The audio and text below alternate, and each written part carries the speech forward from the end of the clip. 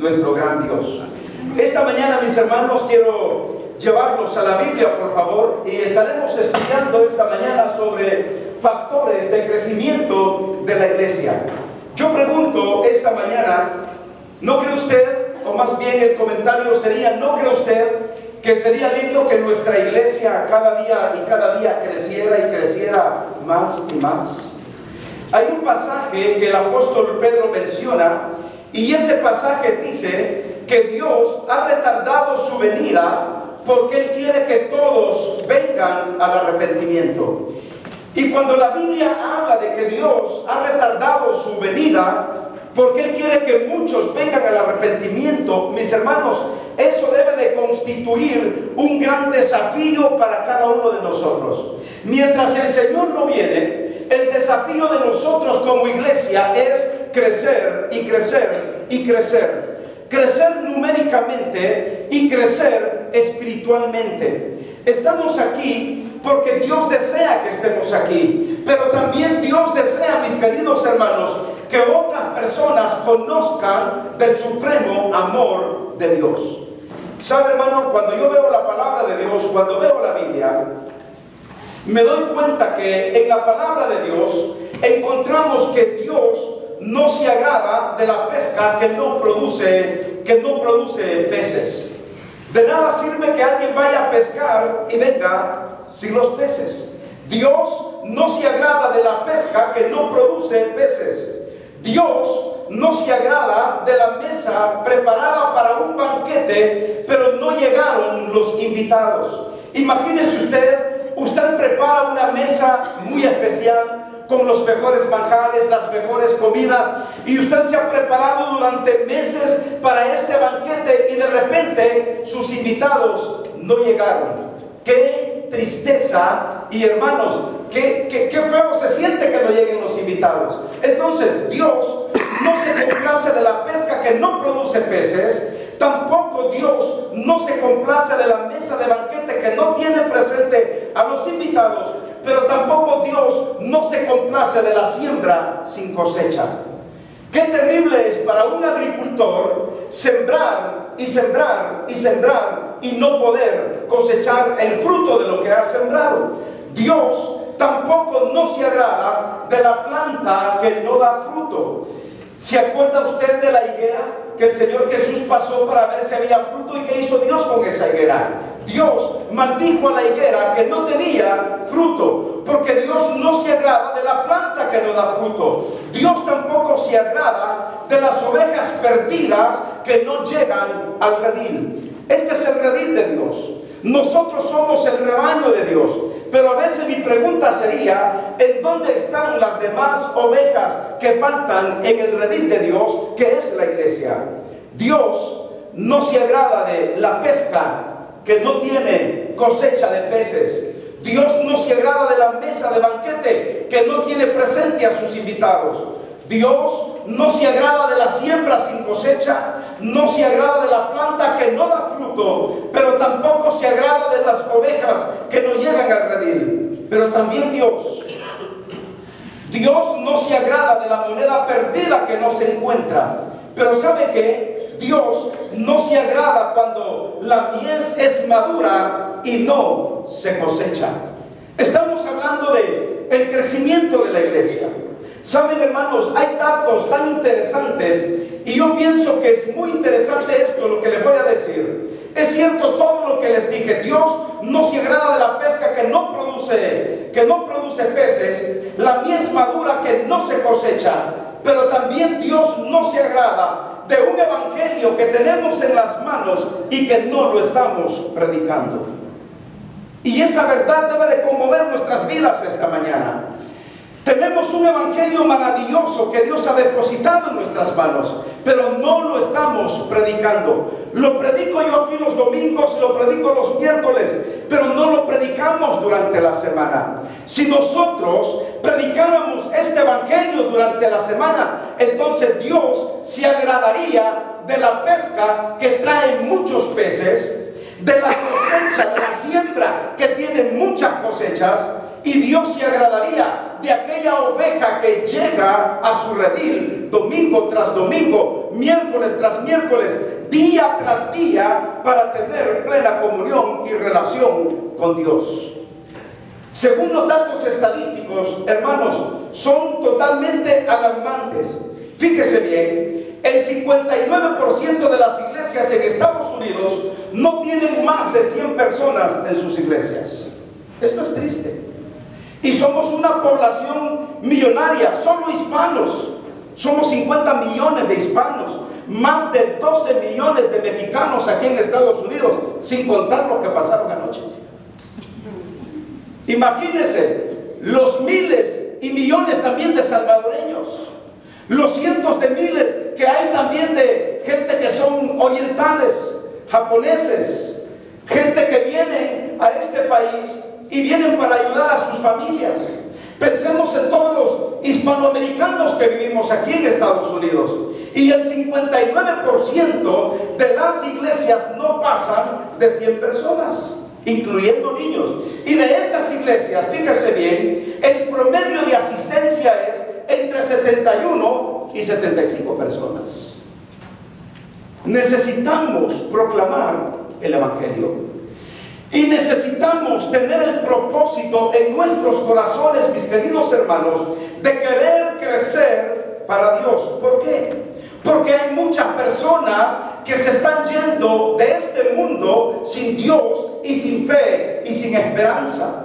Yo sé que muchas iglesias quieren crecer, pero hay iglesias que no quieren crecer. Yo pregunto esta mañana, ¿en qué grupo de iglesia estamos nosotros? ¿En el grupo de iglesias que quieren crecer o en el grupo de iglesias que no quieren crecer? ¿En qué grupo estamos, hermanos? Muy bien, estamos en el grupo que queremos crecer. La pregunta es ¿cómo lo vamos a hacer? Una iglesia, hermanos, no tiene que saber de todo y todo, pero ¿sabe qué? Necesitamos establecer un propósito en nuestra vida como iglesia. Así como usted tiene un propósito definido para vivir y usted se proyecta lo que usted quiere ser y hacer, yo creo que como iglesia necesitamos definir un propósito en nuestros corazones. Y el propósito que necesitamos definir es un asunto en dos direcciones: crecimiento numérico y crecimiento espiritual. Cuando nosotros crecemos espiritualmente, también podemos crecer numéricamente. Y cuando crecemos numéricamente, crecemos también económicamente. Yo creo, mis hermanos, que tenemos un gran desafío de parte de Dios. Y por eso esta mañana voy a comenzar una serie de estudios sobre factores de crecimiento de la iglesia. La visión debe de ser crecer y crecer cada día más y más en todas las áreas de nuestras vidas. Pero también, hermanos, piensen esto: ustedes y yo somos parte importante de la vida de nuestra iglesia. Nuestro mayor anhelo, nuestro mayor deseo debe ser lo que ya mencioné antes: el crecimiento espiritual y el crecimiento numérico de nuestra iglesia. Yo pienso que no debemos de conformarnos con lo que hasta hoy tenemos, con lo que hasta ahora hemos logrado, hermanos. Hay tantas cosas por lograr y conquistar para seguir creciendo en el Señor. Encuentro en la Biblia a una iglesia maravillosa, la iglesia de Jerusalén, la iglesia que nació en el año 33 después de Cristo, días después de la resurrección del Señor Jesús. Todo nació en el día de Pentecostés, cuando se cumplió la profecía del profeta Joel en el capítulo 2 y tuvo su cumplimiento en el capítulo 2 del libro de Hechos, en donde Jesús les había dicho: esperen unos días en Jerusalén, no se vayan hasta que sean investidos del poder del Espíritu Santo. Y en ese día de Pentecostés, en el año 33 después de Cristo, unos 40 días después de la resurrección del Señor, la Biblia dice que descendió el fuego del Espíritu Santo. Todos fueron llenos de su poder y a partir de ahí comenzó una iglesia maravillosa, una iglesia dinámica, una iglesia con poder. Y yo creo, hermanos, que cada uno de nosotros tenemos el derecho de imitar a esta iglesia maravillosa. En el libro de los Hechos, o más bien la iglesia del libro de los Hechos, yo creo, hermanos, que es el modelo inigualable para el desarrollo y crecimiento de la iglesia, porque nos presenta el deseo de Dios para la iglesia del presente. Dios nos dejó a la iglesia de Jerusalén para que sirva como un testimonio y un modelo basado, hermanos, en factores que experimentaron resultados extraordinarios por el poder del Espíritu Santo. Miren, esa iglesia, la iglesia de Cristo, ¿con cuántos comenzó la iglesia? La iglesia comenzó con 12, los 12 discípulos. Luego estos 12 se convirtieron en 70. Y el Señor envió de 2 en 2 a este grupo de 70 a hablar del amor de Cristo. Este grupo de 70 se convirtió ahora en ¿cuántos? En un número como de 120 personas. Pero después se extendió ¿a cuántos? En el primer mensaje de Pedro, ¿cuántas personas aceptaron al Señor? 3,000 personas. Y en el segundo mensaje, ¿cuántas personas aceptaron al Señor? 5,000 personas. Ya tenemos a una iglesia de más de 5,000 personas. Una iglesia, hermanos, dinámica. Y no crean que en ese tiempo estaba esto de moda de las redes sociales, de que ahora en Facebook, en Twitter, usted puede comunicar lo que usted quiere en menos de fracción de minutos. Y todo el mundo lo sabe. ¿Usted cree que el apóstol Pedro andaba ahí en Facebook y diciendo, hey, miren, qué milagro el que hizo Juan? ¿O usted cree que en Twitter ahí vieron de que los milagros de Jesús? Nada de eso, mis hermanos. Y fue una iglesia maravillosa. Una iglesia de la cual debemos imitar hoy en día. Vaya conmigo al libro de Hechos, en el capítulo 2, y vea usted lo que la Biblia nos está diciendo esta mañana, en el versículo 42 al versículo 47. Pongámonos de pie, por favor, para que tengamos un descanso de estar sentados y vean lo que dice la Biblia. Capítulo 2, versículos 42 al versículo 47. ¿Están conmigo, hermanos?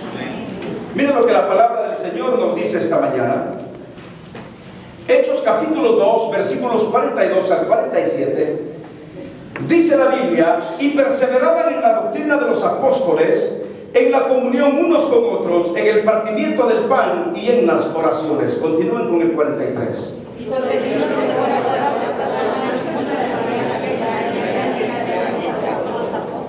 Todos los que habían creído estaban juntos y tenían en común todas las cosas. Y vendían sus propiedades, de sus bienes, y los repartían a todos según la necesidad de cada uno. Perseverando unánimes cada día en el templo y partiendo el pan en las casas, comían juntos con alegría y sencillez de corazón, alabando a Dios y teniendo favor con todo el pueblo. Y el Señor añadía cada día a la iglesia los que habían de ser salvos. Ahora, vayan al capítulo 4, versículos 32 al versículo 37. Solo denle vuelta a la página. Versículos 32 al versículo 37, ¿están conmigo? Muy bien, yo leo el 32, ustedes el 33. Y la multitud de los que habían creído era de un corazón y un alma, y ninguno decía ser suyo propio de lo que poseía, sino que lo tenían, sino que los que tenían todas, 32. Y la multitud de los que habían creído era de un corazón y un alma, y ninguno decía ser suyo propio nada de lo que poseía, sino que tenían todas las cosas en común. Y como gran poder de los apóstoles daban testimonio de la resurrección del Señor Jesús, y abundante gracia de Dios sobre todos ellos. Así que no había entre ellos ningún necesitado, porque todos los que poseían heredades o casas lo vendían y traían el precio de lo vendido. Y lo ponían a los pies de los apóstoles, y se sabía cada uno según su necesidad. Entonces José, a quien los apóstoles pusieron por sobrenombre Bernabé, que traducido es hijo de consolación, levita natural de Chipre, ¿qué dice la Biblia? Como tenía una heredad, la vendió y trajo el precio y lo puso a los pies de los apóstoles. Pueden tomar asiento. Por eso mi mensaje de hoy es: factores del crecimiento de la iglesia. Y yo quiero, mis hermanos, que esta mañana cada uno de nosotros considere por lo menos, no sé hasta cuánto vamos a llegar esta mañana, pero son por lo menos unos 25 factores que yo creo que son de bendición, hermanos, para que cada uno de nosotros entienda el propósito del por qué queremos crecer como congregación y como iglesia de Dios. El punto de partida es este: prioridad de relación con Dios. Si no tenemos, hermanos, una prioridad de relación personal con Dios, nosotros seguiremos siendo los mismos 130, 140, 150, 160 personas cuando todos venimos a la casa de Dios. La pregunta es, ¿será este el propósito de Dios? Que cada uno de nosotros estemos conformes con lo que tenemos, nos sentemos, crucemos los pies y los brazos y nada más seguir esperando en la misericordia de Dios. La respuesta es no. Necesitamos, como punto de partida, que nuestra prioridad sea una relación con Dios. Dios tiene que ser el número uno de nuestras vidas. Miren lo que era esta iglesia. Si ustedes leen el versículo 42 de Hechos 2, dice la Biblia de esta iglesia: y perseveraban ¿en qué? Y perseveraban en la doctrina de los apóstoles. Significa, mis hermanos, que esta iglesia era una iglesia que tenía una continua relación personal con Dios. ¿Por qué es importante tener como prioridad nuestra relación personal con Dios? Porque de ello depende todo en la vida cristiana. Si yo no tengo en claro mi prioridad de relación personal con Dios, hermanos, mi vida va a divagar como alguien que no tiene metas, que no tiene propósitos. Si usted establece todos los días, voy a apartar un momento para la lectura de la palabra de Dios, su prioridad con Dios. Voy a apartar un momento para la oración, su prioridad con Dios. Voy a apartar el día domingo para ir a la casa de Dios, su prioridad con Dios. Voy a ir los miércoles a la iglesia, su prioridad con Dios. Voy a hablar del amor de Cristo, es su prioridad con Dios. En otras palabras, mis hermanos, dice la Biblia que esta iglesia perseveraba en la doctrina. Quiere decir que tenían como norma de conducta espiritual la Biblia, la palabra de Dios. Por eso, qué importante es que usted mantenga su relación personal con Dios. Quizá la pregunta sería: ¿cuáles son los motivos correctos para poder crecer como iglesia? Porque hay motivos que también son incorrectos, pero hablemos de los motivos correctos para poder crecer. Necesitamos crecer porque vamos en pos de la obediencia al mandato del Señor Jesús de hacer discípulos a todas las naciones del mundo. Y yo creo que ese es un punto muy importante. Mi motivo para poder crecer como iglesia es que yo quiero cumplir el mandato del Señor de hacer discípulos a todo el mundo. Número 2, ¿sabe por qué? Porque hay muchas almas que salvar. Hermanos, en las calles, aún nuestros amigos, aún nuestros familiares, hermanos, necesitan que les hablemos del amor de Cristo. Pero ellos necesitan ver que nuestra prioridad de relación primero es con Dios. Pero nuestros amigos necesitan ser alcanzados. Nuestros familiares necesitan ser alcanzados. ¿Sabe? Un motivo correcto es también porque la venida del Señor está cerca. El domingo pasado en la escuela dominical para adultos hablamos sobre la venida de Cristo, que será un evento maravilloso. Hermano, ¿usted no espera la venida del Señor? Amén. ¿Anhela la venida del Señor? Hermano, mire, la venida del Señor Jesucristo está. Si Pablo dijo que la venida del Señor estaba mucho más cerca que cuando él creyó. Ahora, imagínense, han pasado ya 2000 años de que Pablo hizo esta declaración. ¿Cuánto más cerca estará para nosotros la venida del Señor Jesucristo? Todos los eventos proféticos, si usted los analizara, día con día van cumpliéndose a la letra de la palabra. Llegará el momento en que el Señor vendrá por su iglesia. Mientras Él no viene, el desafío es ganar almas almas para Cristo y traerlos al rebaño de Dios, al redil de Dios. Entonces, un motivo correcto para crecer es porque hay almas que salvar y porque Cristo viene pronto. También, hermanos, un motivo correcto es porque estamos construyendo el reino de Dios.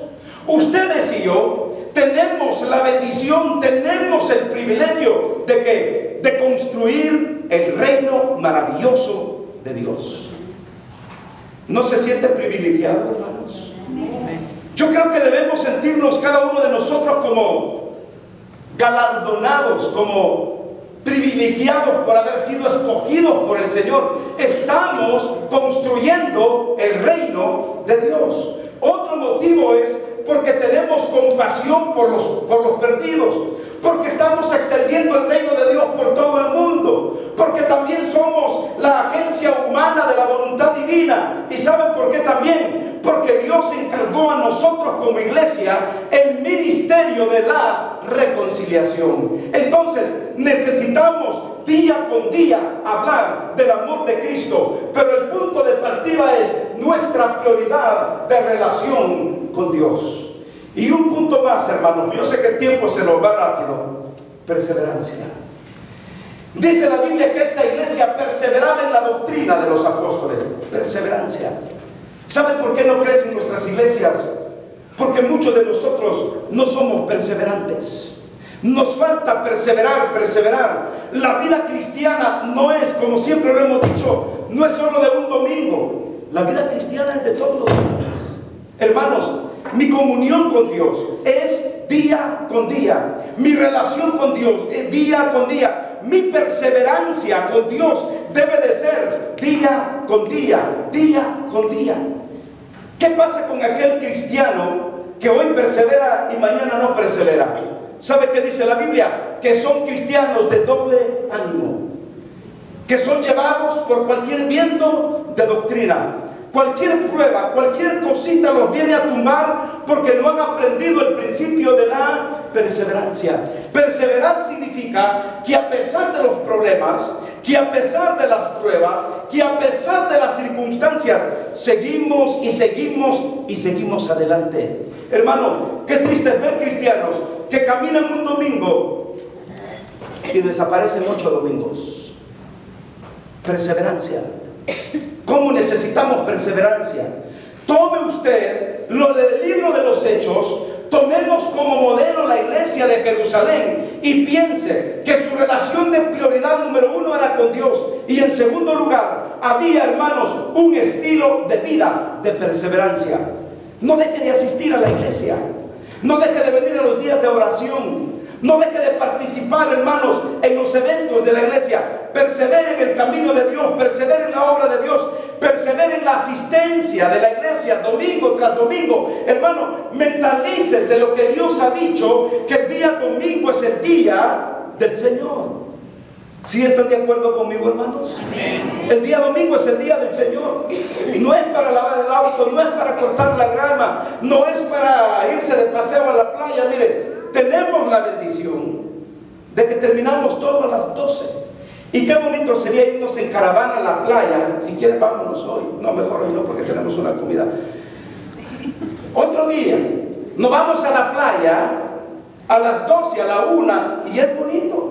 Pero tenemos toda la tarde. Pero hay hermanos que se toman todo el día y no vienen a la casa de Dios. 2 cosas por lo menos esta mañana. Número 1, prioridad de relación con Dios. Y número 2, perseverancia.